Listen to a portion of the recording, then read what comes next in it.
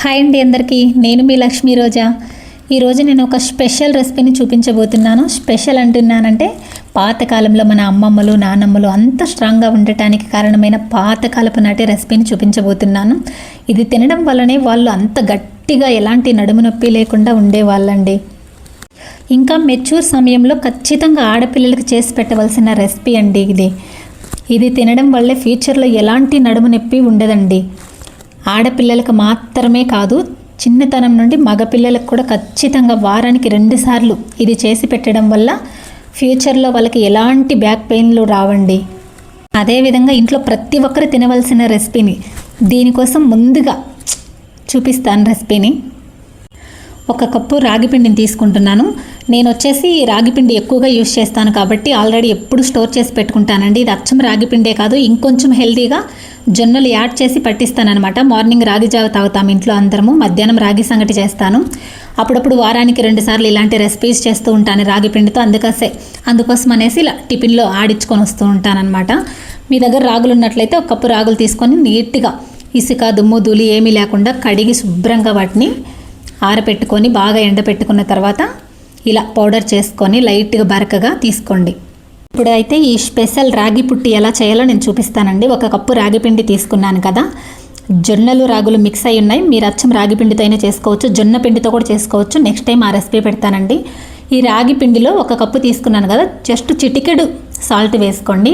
నీట్గా మిక్స్ చేసుకున్న తర్వాత కొంచెం కొంచెం వాటర్ పోసుకుంటూ చిలకరించుకుంటూ నీట్గా పిండిని తడి చేసుకోవాలండి. ఒకేసారి వాటర్ పోసుకొని ఎక్కువగా ముద్ద చేసుకున్నారంటే బాగా రాదనమాట. ఇలా నేను చూపిస్తున్న కంటెస్టెన్సీలోనే పిండిని మిక్స్ చేసుకున్నారంటే రాగి పుట్టు అనేది పర్ఫెక్ట్గా వస్తుంది. ఎక్కువ పోసుకొని చపాతీలాగా పిసికేసుకోకూడదు కదా.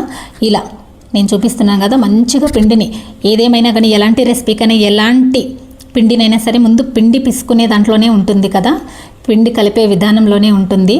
ఆ రెసిపీ పర్ఫెక్ట్గా వస్తుందన్నమాట. ఇలా పట్టుకుంటే ముద్ద అవ్వాలన్నమాట. లైట్గా వాటర్ పోసుకుంటూ పట్టుకుంటే ముద్ద అవ్వాలి. అలా నలిపేస్తే ఫుల్ పౌడర్ లాగా అయిపోవాలి. అప్పుడే ఆ పిండి పర్ఫెక్ట్గా వచ్చిందని అన్నమాట అర్థం. ఇప్పుడైతే ఒక వెడల్పాటి గిన్నెని తీసుకోండి. అంటే ఇడ్లీ పాత్రలో చేస్తారు చాలామంది. ఇడ్లీ పాత్ర కంటే బెస్ట్ అనమాట ఇది. గిన్నెలో అంటే వెడల్పాటి గిన్నె అని తీసుకున్నారంటే మెయిన్ కాటన్ క్లాత్ ఉండేలా చూసుకోండి. సిల్క్ అస్సలు యూజ్ చేయకూడదు. ఇలా దానిపైన వాటర్ పోసుకొని గిన్నెలో మంచిగా ఒక సగం వరకు వాటర్ పోసుకోండి. ఇలా కాటన్ క్లాత్ను కూడా నేను ఆల్రెడీ ఇలాంటి వాటికి యూజ్ చేస్తుంటాను కదా, శుభ్రం చేసుకొని పక్కన పెట్టుకొని ఉన్నాను అనమాట.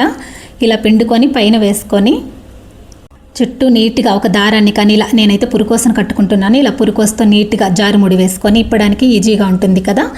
ఇలా మనం కలిపి పెట్టుకున్న ఈ పౌడర్ని, ఈ రాగి పిండిని ఇలా పైన వేసేసుకోండి. నీట్గా ఈవెన్గా చేసుకొని అంతలక్క కింద పడిపోకుండా ఇలా స్ప్రెడ్ చేసేసుకొని పైన ఎక్స్ట్రా ఉన్న క్లాత్ని ఇలా క్లోజ్ చేసేసుకోండి.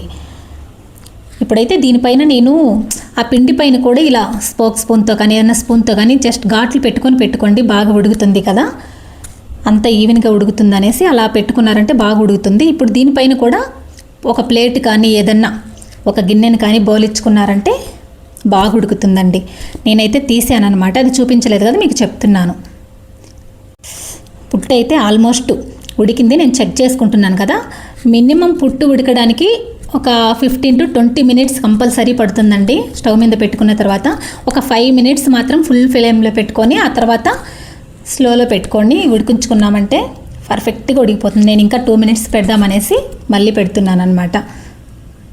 మా చిన్నతనంలో మా అమ్మ అయితే ఎక్కువగా రాగి పిండితో ఉప్పుడు పిండి చేసేదండి. ఉప్పుడు పిండి కాస్త బెల్లాన్ని కలుపుకొని అలా తడి చేసేసి బెల్లాన్ని వేసి ఇచ్చేదనమాట, నెయ్యి వేసేసి. బాగా ఇష్టంగా తినేవాళ్ళము. ఎలా తిన్నా రాగి పిండితో తినేవి చాలా ఆరోగ్యం కదా.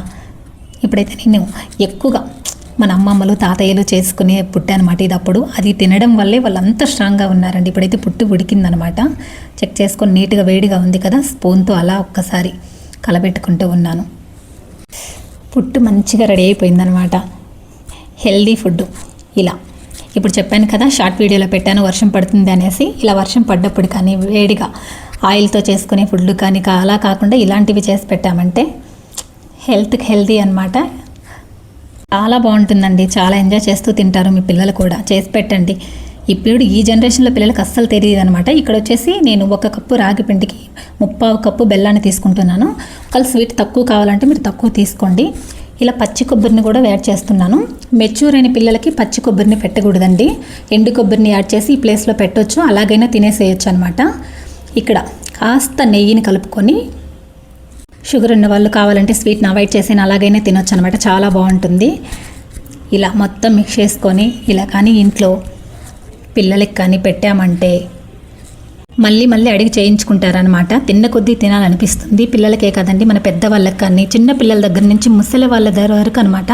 చాలా హెల్దీ రెసిపీ అండి, తప్పకుండా ట్రై చేయండి. నేనైతే ఈరోజు వర్షం పడుతుంది కదా ఇక్కడ మా బెంగళూరులో, ఇలా పుట్టు చేసి పెట్టాను అనమాట వేడిగా. చాలా ఎంజాయ్ చేస్తూ తిన్నారు పిల్లలైతే. చాలా చాలా బాగుంది. ఎక్కువగా రాగి పిండితో కానీ, జొన్న పిండితో కానీ, జొన్నలతో కానీ ఎక్కువగా యూస్ చేస్తామంటే ఎక్కువ హాస్పిటల్కి పెట్టాల్సిన అవసరం ఉండదన్నమాట మనకి ఫ్యూచర్లో. కానీ ఇలా చేసుకొని తిన్నామంటే ఎంజాయ్ చేస్తూ ఇష్టంగా తింటారు. నచ్చితే ప్లీజ్ షేర్ చేయండి.